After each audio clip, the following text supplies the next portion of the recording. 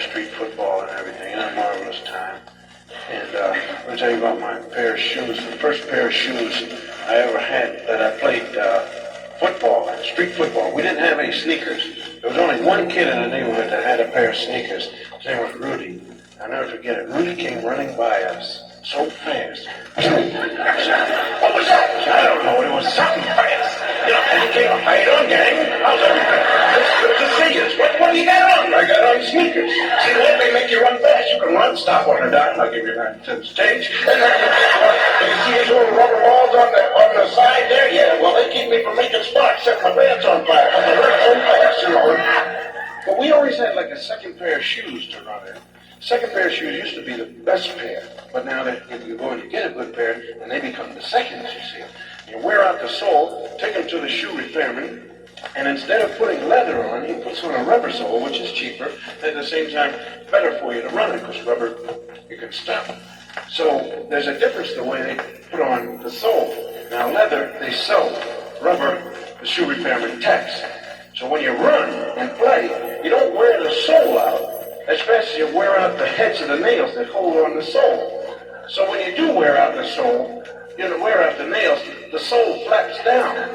And when you walk, it's embarrassing because your shoe flaps, flap, flap, flap, like that, Now, if you got a pair of corduroy pants on, you turn into a one-man band, flap, flap, flap, that kind of thing. And these shoes are great because if you see a quarter, you don't have to bend over,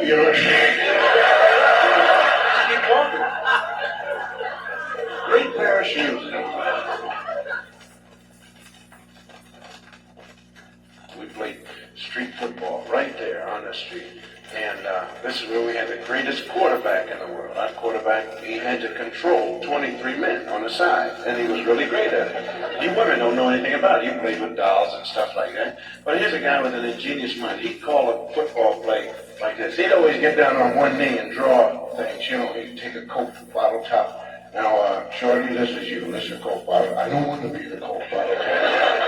Okay, well, what do you want to be? I want to be the piece of glass. Okay. Now listen to this. Arnie, go down 10 steps and cut left behind the black chef. Filbert, you run down to my house and wait in the living room. Cosby, you go down to 3rd Street, catch the J bus. Have them open the doors at 19th Street. I'll fake it to you. There always that one fat kid, they never thought, what about me? You go long. You'll have good plays going like that. I'll throw it over the water tower. You'll catch it. It bounces out. The water bottle, which is a great memory. We kept a water bottle in our refrigerator to drink. Drink ice water. And there's a funny thing about it. As long as somebody's in the house, you always go to the refrigerator, you pull out the water bottle, and you get a glass, and you drink out of the glass, see? But when nobody's home, you never do that. Go right to the refrigerator, pull it out, drink right out of the bottle, And my mother used to get so upset, man, whenever she catch me drinking, you drink out of the bottle? No, I didn't drink out of the bottle. I couldn't have breadcrumbs in this water. That kind of thing. They're really great. And you never drink all of the water because you got to fill the bottle up. You leave about a quarter of an inch in there. Nobody touches it. Everybody dies of thirst after that. Christmas time. I remember my brother and I, James, we slept in the same bed. Not only at Christmas time, but always. And, parents are funny because kids have a great time. It's like around 9 o'clock at night. That's when kids, I really had a great time. We were laughing and giggling and bumping our head. Having a great pouring water on each other. And the first thing the parent says, you're getting silly. Go to bed. They don't understand. Why? Well, come, we're having fun. No, we want you to look like us. Be evil, smoke, drink, that kind of thing. But now, I remember waiting for Santa Claus. And Santa Claus to me was the great man, gifts are coming. And wondering if I'd been good during that time, I think the whole year and everything. And we couldn't wait for Santa Claus to come. And his heart's really, Santa Claus is coming. I wish he'd come now, and the clock stops. It just stops. He never comes. She said, well, now, for Santa Claus to come, let's go to sleep now. Yeah, about 3 o'clock in the afternoon. Try and go to sleep. Run upstairs and jump into bed. You ever really try and go to sleep? Nothing, and then he started talking.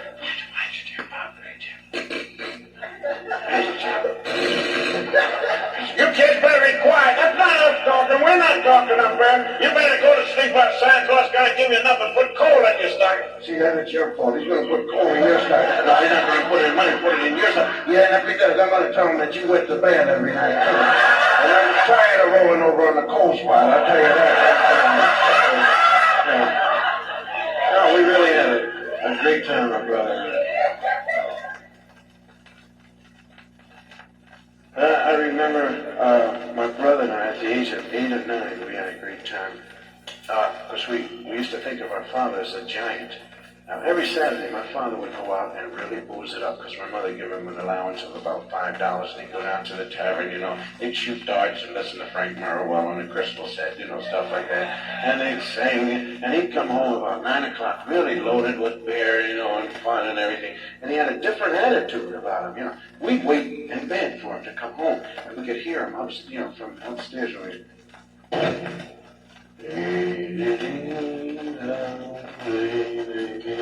And he'd come and he'd speak to my mother. Hello, my dear, how are you? She wouldn't speak because he's too sweet. You can hear him go upstairs and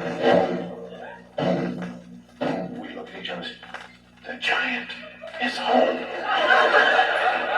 He'd go past our bedroom into his room, and you can hear him trying to take off his clothes. He'd drop his trousers. The giant has money. We'd wait for him to go to sleep, he'd crawl in the bed. Oh, merciful Father. You can hear him snore. When my old man drank, he really got boozed up. He could, and he breathed so heavy that the whole house, everybody in the house would breathe with him, And he would do a thing that you call chain stoking, which is you breathe and then you stop. And he used to bug us, really. He goes, damn it! Breathe so we can breathe! Oh, thanks a lot. But he'd go to sleep, and my brother and I would crawl into the room. It's a big operation for us, heart stuffing. Boom, boom, boom. We'd go through his pockets and steal him blind. Man, we'd run back in the bed and jump, split up the money. 85 cents in that water. And he never caught us, never did. No, one morning he caught us. He really did. The giant caught us. I heard him. He woke up, looked through his pocket. Fee, fi, fo, who stole my dough? Did you take my dough, White? No, I didn't. The kids take my dough? I'll beat the kids for this. Let me get my dough. Leave the children alone. Why? You went in with them? Yes, I get 20%. Oh, we used to take a lot from her. I worked in the operating room, and doctors make mistakes like anybody else. I'm not knocking them. They make mistakes. Now, what would a doctor say if he makes a mistake? Especially in surgery, when a guy's operating. Now, a mechanic will mess up something, he says, oops, that kind of thing. What's the doctor say when he cuts the wrong thing? You got guys operating, and it's local anesthesia. The guys that are waiting down there reading a magazine or something. And, they're operating on his strollers. Seats, gadgets, sternum sack, tracks, whoops. And the baby said, what did you say? Nothing, just lie down. What did you say? Did you say oops? Oh, well, I've said oops before. I know what I've done when I've said oops. Now, what did you do saying oops there? That kind of thing.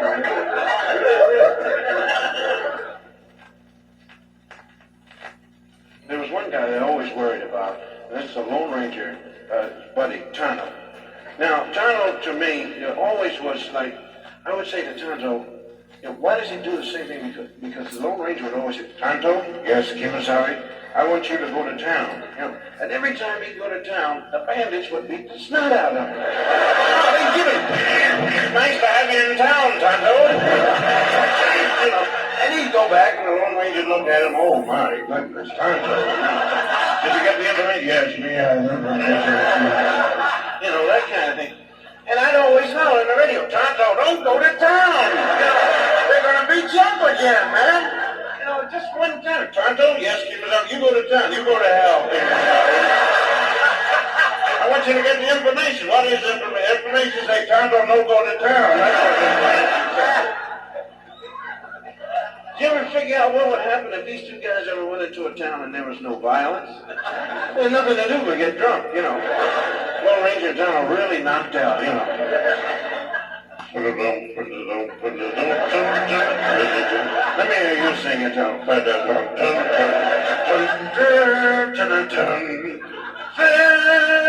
Oh, shut up. Tonto, you have any money to get a drink with? No, Kimasabi. Why don't you use your silver bullets?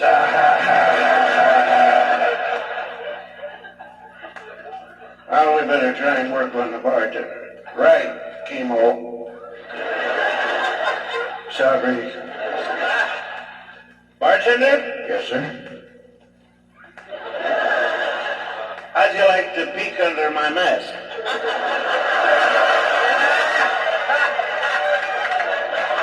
Take a look at this. How about that, huh? And there's another problem that evolves. How about Silver, the Lone Ranger's horse? Now, the Lone Ranger thinks nothing of running and jumping on Silver and chasing after a bandit that has at least an 8 or 10 mile lead. You know, and Silver must get awfully peeved at this, you know. Because it's embarrassing, you know, to chase after a horse that has an 8 mile lead. And you can always say, Masked Man, guess what it is? The bandits have an 8 mile lead. Go get him. Don't worry about the big chuppa dogs. Hey, old Silver, wait a minute. You crazy? Get off my back. What's the matter with you, sir? Don't worry about it, sir. I'm sick of this. How much of a lead have you got this time? 8, 10, 35 miles? You know how embarrassing it is to come back and that statewide road little snotty horse and say, oh, boy, did you catch him this time? No, I didn't catch him. Sick of this. Look at these shin bones, the scars on my chin from when we catch up with those nuts and they run out of bullets and every time they throw the gun back at you, they don't hit you, do they? No. Right off the old Silver shit. Sick of this.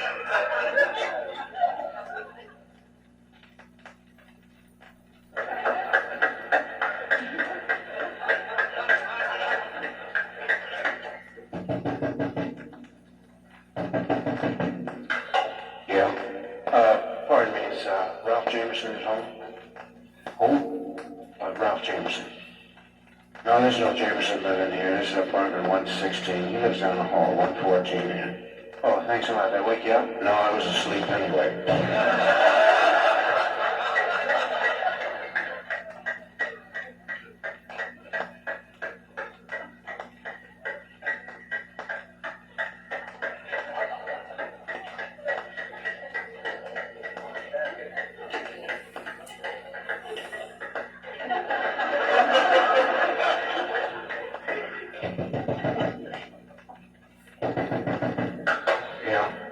Pardon me, what number did you say that was again?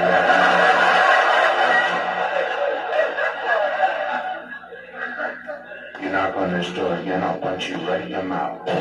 Dear, thanks a lot.